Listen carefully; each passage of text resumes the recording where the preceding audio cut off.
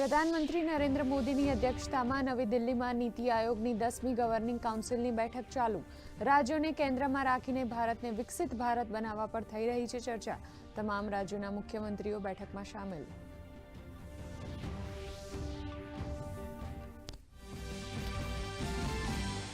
પાકિસ્તાનને વૈશ્વિક સ્તરે ખુલ્લું પાડવા બૈજયંત પાંડાના નેતૃત્વવાળું પ્રતિનિધિમંડળ પહોંચ્યું બહેરીન. શશી થરૂરના નેતૃત્વવાળું પ્રતિનિધિમંડળ ગુઆના માટે થયું રવાના.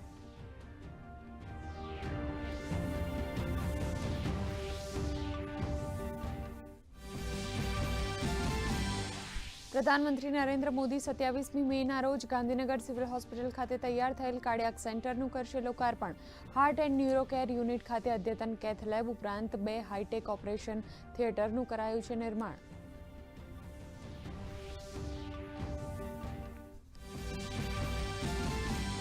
છવ્વીસમી મેના રોજ અમદાવાદમાં પીએમ મોદીના રોડ શોને પગલે પોલીસની ટ્રાફિક એડવાઇઝરી જાહેર. ડફનાળા સર્કલથી ઇન્દિરા બ્રિજ સુધીનો માર્ગ સોમવારે સાંજે 4 વાગ્યાથી વાહન વ્યવહાર માટે રહેશે બંધ. એરપોર્ટ જનારા લોકોને નિયત સમય કરતાં 2 કલાક વહેલા પહોંચવા પોલીસની અપીલ.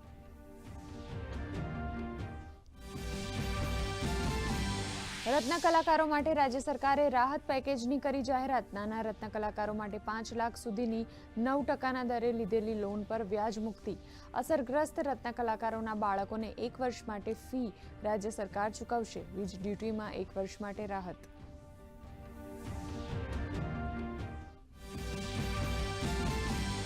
ગુજરાત એટીએસે કચ્છ બોર્ડર પરથી શંકાસ્પદ પાકિસ્તાની જાસૂસની કરી ધરપકડ. જાસૂસને કચ્છથી અમદાવાદ લવાયો. પાકિસ્તાનના સંપર્કમાં રહી ભારતની માહિતી મોકલતો હતો.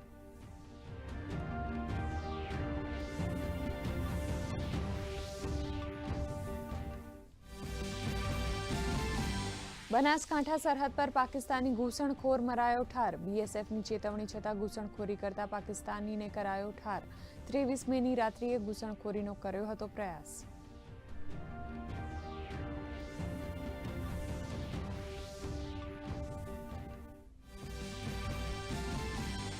વહેલી સવારથી જ વલસાડ, નવસારી અને તાપી જિલ્લામાં ભારે પવન સાથે વરસાદ. છેલ્લા 24 કલાકમાં 18 તાલુકામાં વરસાદ.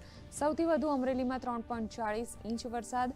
આગામી 4 દિવસ સુધી રાજ્યના કેટલાક વિસ્તારોમાં વરસાદનું યલો એલર્ટ.